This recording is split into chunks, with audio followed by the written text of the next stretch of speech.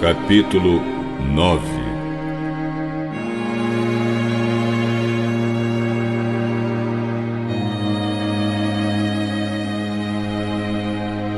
E Jesus terminou dizendo: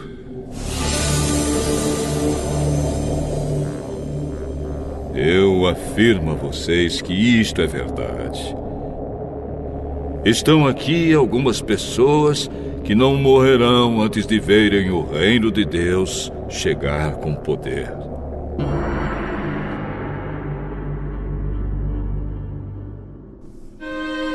Seis dias depois, Jesus foi para um monte alto, levando consigo somente Pedro, Tiago e João. Ali, eles viram a aparência de Jesus mudar. A sua roupa ficou muito branca e brilhante, mais do que qualquer lavadeira seria capaz de deixar. E os 3 discípulos viram Elias e Moisés conversando com Jesus. Então Pedro disse a Jesus: Mestre, como é bom estarmos aqui. Vamos armar 3 barracas, uma para o Senhor, outra para Moisés e outra para Elias. Pedro não sabia o que deveria dizer, pois ele e os outros 2 discípulos estavam apavorados. Logo depois, uma nuvem os cobriu, e dela veio uma voz: Este é o meu filho querido, escutem o que ele diz. Aí os discípulos olharam em volta e viram somente Jesus com eles. Quando estavam descendo do monte, Jesus mandou que não contassem a ninguém o que tinham visto, até que o Filho do Homem ressuscitasse. Eles obedeceram à ordem, mas discutiram entre si sobre o que queria dizer essa ressurreição. Então perguntaram a Jesus: Por que os mestres da lei dizem que Elias deve vir primeiro? É verdade que Elias vem primeiro para preparar tudo. Mas por que é que as Escrituras Sagradas afirmam que o Filho do Homem vai sofrer muito e ser rejeitado? Eu afirmo a vocês que Elias já veio e o maltrataram como quiseram, conforme as Escrituras dizem a respeito dele.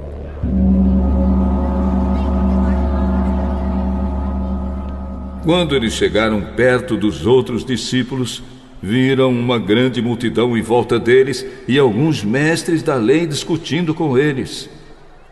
Quando o povo viu Jesus, todos ficaram admirados e correram logo para o cumprimentarem. Jesus perguntou aos discípulos: O que é que vocês estão discutindo com eles? Um homem que estava na multidão respondeu: Mestre, eu trouxe meu filho para o Senhor, porque ele está dominado por um espírito mau e não pode falar. Sempre que o espírito ataca o meu filho, jogam no chão, e ele começa a espumar e a ranger os dentes, e ele está ficando cada vez mais fraco. Já pedi aos discípulos do Senhor que o expulsassem o espírito, mas eles não conseguiram. Jesus disse: Gente sem fé, até quando ficarei com vocês? Até quando terei de aguentá-los? Tragam o menino aqui.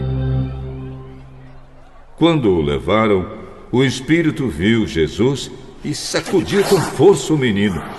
Ele caiu e começou a rolar no chão, espumando pela boca. Aí Jesus perguntou ao pai: Quanto tempo faz que o seu filho está assim? Ele está assim desde pequeno.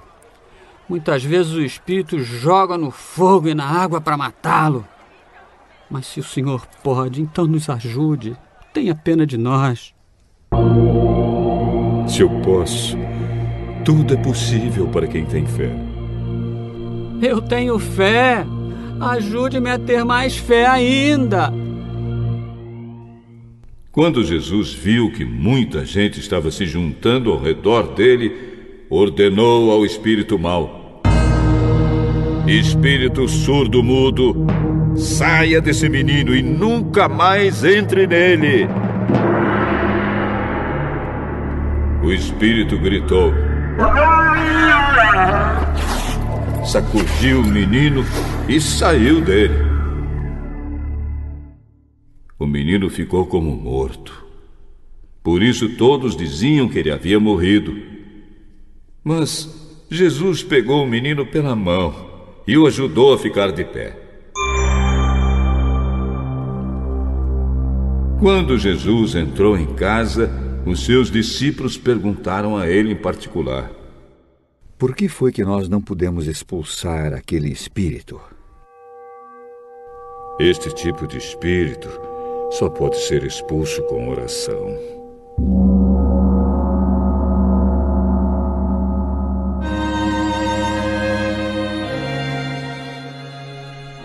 Jesus e os discípulos saíram daquele lugar e continuaram atravessando a Galileia. Jesus não queria que ninguém soubesse onde ele estava, porque estava ensinando os discípulos. Ele dizia a eles: o Filho do Homem será entregue nas mãos dos homens, e eles vão matá-lo, mas 3 dias depois ele ressuscitará.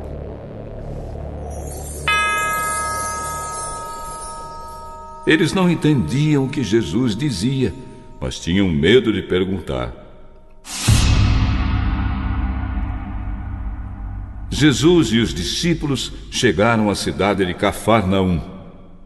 Quando já estavam em casa, Jesus perguntou aos 12 discípulos: o que é que vocês estavam discutindo no caminho?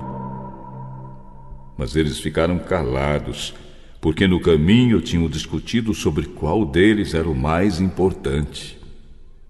Jesus sentou-se, chamou os 12 e disse: se alguém quer ser o primeiro, deve ficar em último lugar e servir a todos. Aí segurou uma criança e a colocou no meio deles, e abraçando-a, disse aos discípulos: aquele que, por ser meu seguidor, receber uma criança como esta, estará também me recebendo. E quem me receber, não recebe somente a mim, mas também aquele que me enviou.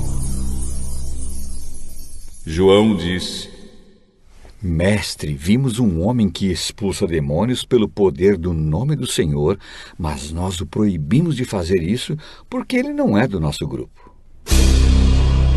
Não o proíbam, pois não há ninguém que faça milagres pelo poder do meu nome e logo depois seja capaz de falar mal de mim. Porque quem não é contra nós é por nós. Eu afirmo a vocês que isto é verdade. Quem der um copo de água a vocês, porque vocês são de Cristo, com toda certeza receberá a sua recompensa. Quanto a estes pequeninos que creem em mim, se alguém for culpado de um deles me abandonar, seria melhor para essa pessoa que ela fosse jogada no mar com uma pedra grande amarrada no pescoço.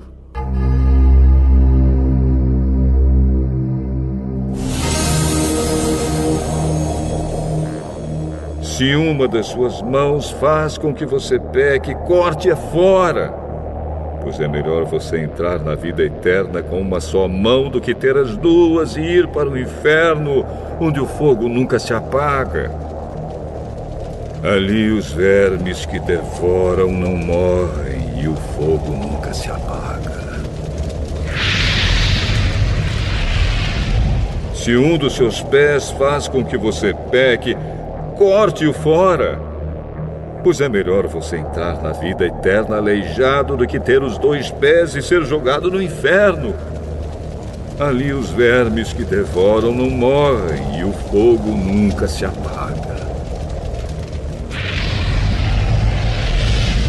Se um dos seus olhos faz com que você peque, arranque-o. Pois é melhor você entrar no reino de Deus com um olho só do que ter os 2 e ser jogado no inferno. Ali os vermes que devoram não morrem e o fogo nunca se apaga. Pois todas as pessoas serão purificadas pelo fogo, assim como os sacrifícios são purificados pelo sal. O sal é uma coisa útil, mas se perder o gosto, como é que vocês poderão lhe dar gosto de novo? Tenham sal em vocês mesmos e vivam em paz uns com os outros.